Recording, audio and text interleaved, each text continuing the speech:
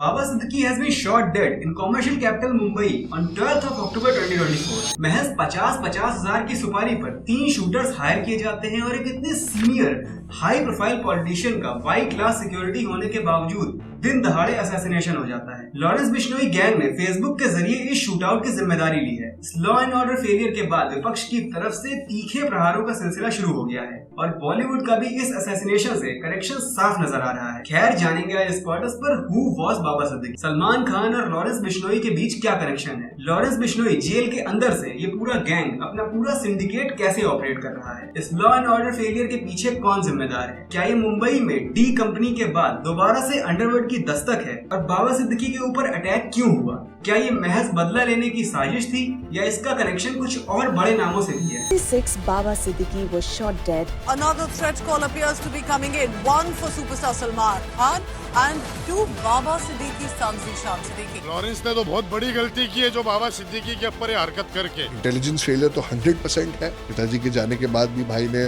बहुत सपोर्ट दिया है, हमेशा चेक करते हैं मेरे पे। 10-year-old spiritual orator Abhinav Arora's family has claimed threat from Lawrence Bishnoi gang. जब हम करेंगे तो पता लग ही जाएगा। सलमान खान का करेंगे, मारेंगे या जोधपुर में मारेंगे तो पता लग जाएगा हमको। अभी तो मैंने कुछ किया ही नहीं। So Baba Ziauddin Siddiqui was an Indian politician and former MLA from Bandra West Assembly constituency in Maharashtra. He was born in Gopalganj, Bihar. Student politics से अपने करियर की शुरुआत करते हैं। 1999 आते आते मुंबई के बैंड्रा वेस्ट से एमएलए बनते हैं और लगातार 3 कॉन्जिक्यूटिव टर्म्स यानी 2009 तक सर्व करते हैं। सिद्दीकी जाने जाते थे बॉलीवुड स्टार्स के साथ अपने क्लोज कनेक्शंस के लिए, फिर चाहे वो एसआरके और सलमान के बीच हुई अनबन को शांत कराना हो या फिर बड़ी बड़ी लेविश इफ्तार पार्टीज को होस्ट करना हो। इसी के साथ बाबा का नाम मुंबई के कुछ बड़े बिल्डर्स की लिस्ट में भी काफी ऊपर था। 2004 में इन्होंने रियल एस्टेट इंडस्ट्रीज में कदम रखा जिया डेवलपर्स प्राइवेट लिमिटेड के साथ, जो कि रजिस्टर्ड है इनकी वाइफ शाजीन जियाउद्दीन सिद्दीकी के नाम पर। मतलब बाबा जियाउद्दीन सिद्दीकी सिर्फ पॉलिटिशियन नहीं थे, उनका नाम मुंबई के बड़े बिल्डर्स की लिस्ट में भी शुमार था। लेकिन एक जमाने में इनके तार दाऊद इब्राहिम या कह लें डी कंपनी से भी जोड़े गए। आपके ऊपर 2017 में इन्फोर्समेंट डायरेक्टरेट द्वारा 500 करोड़ के बैंड्रा स्लम रिहेबिलिटेशन प्रोजेक्ट में under the prevention of money laundering act के चार्जेस लग चुके हैं। ईमान न जाने कैसा है, नेताओं का धर्म बस पैसा है। खैर 2 थ्योरीज निकल के सामने आ रही हैं, एक बॉलीवुड एंगल और दूसरा बिल्डर्स का भी, जिसको कोई भी न्यूज चैनल कवर करने को तैयार नहीं है क्योंकि presently Indian media is all about masala and all. Still spotters पर दोनों ही स्टोरीज को पूरी तरह से वीडियो में कवर करेंगे, लेकिन उससे पहले चैनल को सब्सक्राइब करके बेल आइकन को ऑन कर लीजिए क्योंकि हमारे कलम की स्याही किसी भी पॉलिटिकल पार्टी की गुलाम नहीं है। इंसिडेंट वाले दिन से ही सलमान खान का नाम सुर्खियों में बना हुआ है क्योंकि लॉरेंस बिश्नोई गैंग के शूटर्स ने बाबा का मर्डर किया है एंड सलमान खान और लॉरेंस बिश्नोई के बीच की राइवलरी एक अलग मोड़ दे देती है इस हत्याकांड को। इसके बारे में हम लोग अभी आगे बात करेंगे, लेकिन अभी दूसरी स्टोरी की बात करते हैं। देखिए, संत धनेश्वर नगर और भारत नगर स्लम्स एरिया हैं जिनका रिहेबिलिटेशन लमसम 2002 से आज तक नहीं हो पा रहा है। दर्जनों विजिट सर्वेस हो चुके हैं, लेकिन गरीबी हटाओ नहीं, गरीबों को हटाओ वाली नीति होने के कारण सारा विकास कार्य आज तक ठंडे बस्ते में पड़ा है। संत धनेश्वर नगर की अगर अकेले बात करें तो ये लगभग 10 एकड़ का लैंड पार्सल है जिसमें करीब 5,500 परिवार बीते 35 साल से रहते चले आ रहे हैं और ये दोनों एरियाज आते हैं बैंड्रा ईस्ट कंस्टिट्यूएंसी के अंदर, जहाँ के एमएलए हैं जीशान सिद्दीकी। जी हाँ, द सन ऑफ बाबा सिद्दीकी। जीशान सिद्दीकी और बाबा सिद्दीकी पहले से ही अगेंस्ट थे इस प्रोजेक्ट के, जिसके विरोध में इन लोगों ने पहले प्रोटेस्ट भी किया था। जिन शूटर्स ने बाबा सिद्दीकी का मर्डर किया है उनकी इंटेरोगेशन में क्राइम ब्रांच को पता चला कि उनके पास बाबा के अलावा जीशान को भी मारने के क्लियर इंस्ट्रक्शंस थे, जिससे ये क्लियर होता है कि ये इंसिडेंट पूरी तरह से बिल्डर्स लॉबी से जुड़ा हुआ है। Shiv Sena member of legislative council Anil Parab promote कर रहे थे एसआरए को और जो रियल एस्टेट कंपनीज इस प्रोजेक्ट में इन्वॉल्व हैं उनके नाम है लार्सन एंड टूब्रो एंड वेलर एस्टेट अर्स्टवाइल डीबी रियलिटी। डीबी रियलिटी के एमडी है मिस्टर शाहिद बलवा, जिनका संत धनेश्वर नगर रिहेबिलिटेशन प्रोजेक्ट में मेजर इन्वेस्टमेंट है और ये इनके one of the dream project में से एक है। अब ये जो नाम है शाहिद बलवा, ये काफी टिंटेड साबित हुआ है बीते कुछ सालों में। फोर्ब्स की लिस्ट में इनको 37 की एज में सबसे कम उम्र के अरबपति बनने वाले इंडियन के रूप में जाना जाता है। लेकिन 2009 में हुए 2G स्पेक्ट्रम स्कैम में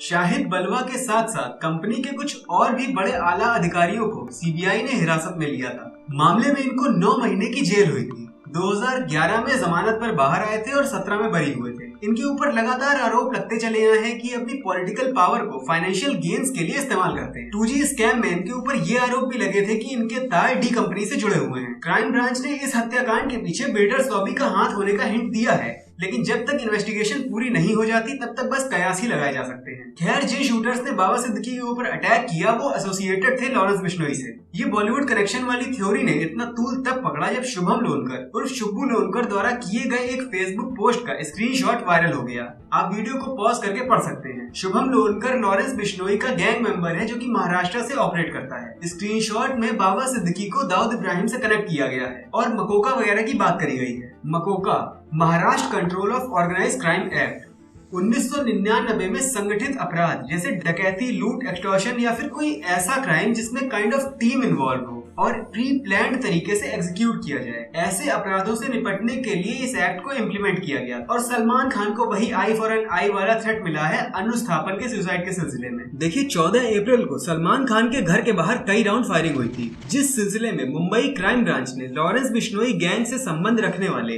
अनुज थापन को पंजाब से 26 अप्रैल को गिरफ्तार किया था। मुंबई पुलिस के मुताबिक ये 1 मई को लॉकअप के टॉयलेट में सुसाइड कर लेते हैं और अगर उनकी फैमिली की माने तो अनुज थापन की मौत सुसाइड नहीं बल्कि मर्डर था, जिसके पीछे कहीं ना कहीं सलमान खान का हाथ है, जो सलमान और दाऊद गैंग की मदद करेगा। अपना हिसाब किताब लगा के रखना, ये एक मेजर थ्रेट है जिसकी वजह से पूरा बॉलीवुड सफर कर रहा है और लगातार बॉलीवुड सेलेब्स के ऊपर डायरेक्ट और इनडायरेक्ट अटैक बीते कुछ टाइम से होते चले आ रहे हैं। AP ढिल्लन के सॉन्ग ओल्ड मनी में सलमान खान ने कैमियो किया, रिजल्टिंग उनके कनाडा के रेजिडेंस पर फायरिंग हुई। गिप्पी गिरेवाल ने मौजा ही मौजा के ट्रेलर लॉन्च पे सलमान खान को इनवाइट किया, परिणाम स्वरूप उनके रेजिडेंस पर गनशॉट फायर्ड हुए। रिस्पॉन्सिबिलिटी ली गोल्डी बरार ने, करण जौहर, राखी सावंत, हनी सिंह, सिद्धू मूसेवाला। मेजरली एक गैंगस्टर और सेलेब के बीच की दुश्मनी की वजह से पूरे बॉलीवुड पर इफेक्ट पड़ रहा है और कहीं न कहीं क्राइम ब्रांच ये सब रोकने में असफल रही है। कारण इंटेलिजेंस फेलियर, पॉलिटिकल सपोर्ट, कुछ भी हो सकता है, क्योंकि यहाँ पर मैटर सिर्फ पैसे, दुश्मनी या पावर का नहीं है। लॉरेंस बिश्नोई साइकोलॉजिकली कनेक्ट करता है मॉब से। वो अपने आप को गैंगस्टर नहीं बल्कि स्टूडेंट बोलता है। इसके तकरीबन 700 शूटर्स हैं जो कि अक्रॉस इंडिया ऑपरेट करते हैं। दाऊद इब्राहिम के जाने के बाद इंडिया में सबसे बड़े गैंगस्टर्स में इसका नाम आता है। सरेआम ऑनलाइन रिक्रूटमेंट्स होते हैं लॉरेंस बिश्नोई गैंग में अपनी जगह पाने के लिए। अपने आप को ये भगत सिंह का फैन बोल के यूथ से कनेक्ट कर जाता है और उनके मन में काइंड ऑफ रिस्पेक्ट की फीलिंग प्लांट हो जाती है। 2023 में गुजरात ATS ने बिश्नोई से क्वेश्चनिंग करी थी अप्रॉक्स 200 करोड़ के 40 kg cross border heroin smuggling के सिलसिले में, जिसमें कि मिराज रहमानी और इलियास चीफ का नाम सामने आया, जो कि पंजाब की कपूरथला जेल से बैठकर ऑपरेट कर रहे थे। ATS के मुताबिक इस रैकेट के पीछे भी डकैती, एक्सटॉर्शन और किडनैपिंग रैकेट्स के जैसे लॉरेंस बिश्नोई का ही हाथ था। बात है 6 जनवरी 2018 की। लॉरेंस बिश्नोई का नाम इतना ज्यादा सुर्खियों में आना तब से शुरू हुआ जब से इसने दिन दहाड़े पुलिस की मौजूदगी में मीडिया के सामने सलमान खान को जान से मारने की धमकी दे डाली। तो जब हम करेंगे तो पता लग ही जाएगा, सलमान खान का करेंगे, मारेंगे, यहीं जोधपुर में मारेंगे तो पता लग जाएगा। साल था 1998। हम साथ साथ हैं कि शूटिंग के दौरान सलमान खान ने 2 ब्लैक बक्स काले हिरणों को मार डाला था। देखिए, ब्लैक बक्स को बिश्नोई समाज अपने गुरु का रीइंकार्नेशन मानता है, तो Lawrence Bishnoi had a personal grudges, that's why he is trying to assassinate Salman Khan, जिससे कि पूरे हिंदुस्तान के सामने एक एग्जांपल सेट हो सके। अगर इस कहानी का एक पहलू देखा जाए तो ये कहना आसान होगा कि बस अपने समाज की रक्षा या अपने धर्म की रक्षा के लिए लॉरेंस बिश्नोई ऐसा कर रहा है। लेकिन अगर आंकड़ों पर नजर डालें तो 2008 से 18 तक 139 काले हिरणों का शिकार हुआ, जिसमें से 108 गिरफ्तारियां हुई। लेकिन उन पोचर्स को कोई भी धमकी नहीं दी गई, क्योंकि वो बॉलीवुड के कोई बड़े सितारे नहीं थे या फिर उनसे कोई भी रंगदारी नहीं वसूली जा सकती थी। तो इस सारे मसले में एक बात साफ साफ नजर आती है कि अंडरवर्ल्ड में अपने साम्राज्य स्थापित करने या अपने साम्राज्य का विस्तार करने की नीति के मद्देनजर लॉरेंस बिश्नोई ऐसा कर रहा है, और खासकर तब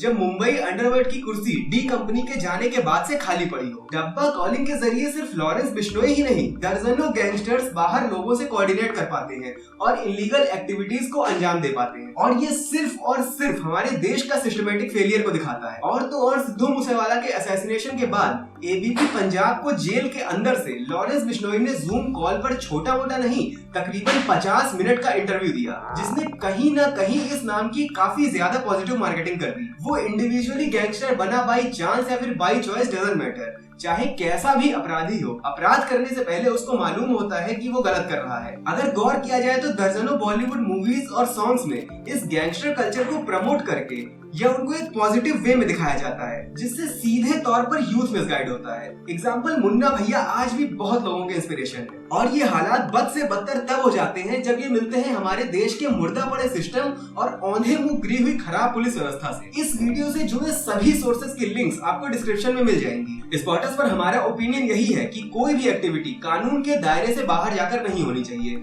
फिर वो चाहे बदला हो या आहत हुई धार्मिक, सांप्रदायिक या सामाजिक भावना हो। यहाँ पर एज अ सोसाइटी ये जिम्मेदारी हमारी है कि अपने देश का, अपने देश की डिग्निटी का और सबसे ज्यादा जरूरी अपने देश के यूथ का हम ख्याल रखें, उनको किसी भी गलत चीज से इन्फ्लुएंस ना होने दें। इस केस का ये दी एंड नहीं है। फ्यूचर में हम आपको इस केस से और देश दुनिया से जुड़े सभी बड़े मुद्दों से रूबरू करवाते रहेंगे। उसके लिए हमारे चैनल को सब्सक्राइब करके बेल आइकन ऑन करना ना भूलें। जय हिंद, जय भारत।